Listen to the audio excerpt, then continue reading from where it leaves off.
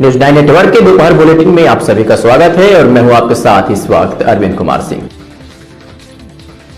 शामली जनपद में शुक्रवार की देर शाम एक पटाखा फैक्ट्री में भयंकर विस्फोट हुआ है, जिसके चलते फैक्ट्री के परकच्चे उड़ गए और फैक्ट्री में मौजूद 5 लोगों की दर्दनाक मौत हो गई।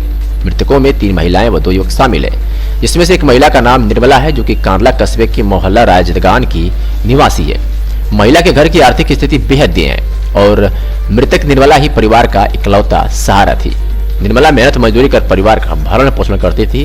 निर्मला के 4 बच्चे हैं, जिनमें से निर्मला ने बड़ी बेटी की शादी कर दी है, लेकिन 1 माह बाद छोटी बेटी की शादी होनी थी, जिसके अलावा 2 छोटे बेटे भी बताए जा रहे हैं। निर्मला के पति का नाम श्यामलाल है, जो दौरे की बीमारी से ग्रसित है, जिसके कारण वह मेहनत मजदूरी नहीं कर सकता है।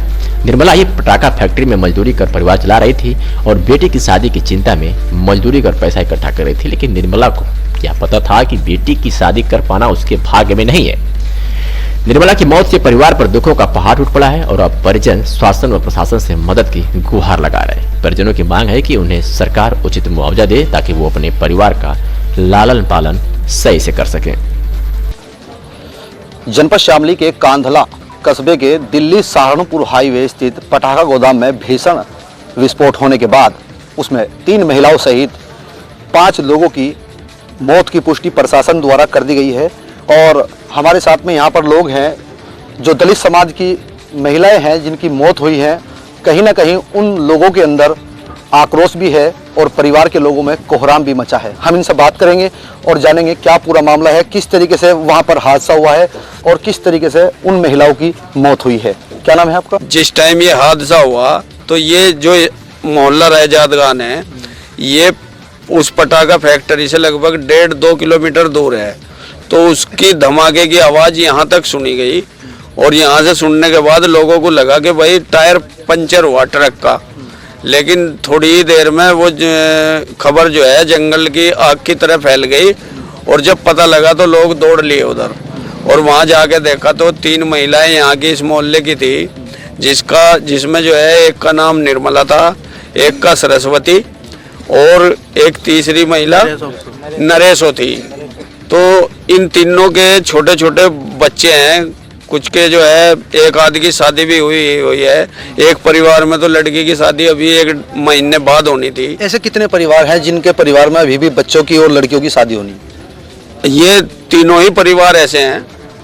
इनमें जो है और एक का पति तो वो जो है 2 रोग का बीमार है।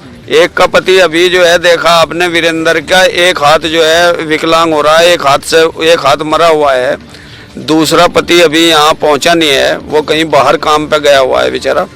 तो स्थिति बड़ी विकट है। मतलब जब कोई औरत तभी मजदूरी पर निकलती है जब उसका शौहर, उसका पति जो है काम करने लायक ना हो, और यहाँ ऐसी कंडीशन थी।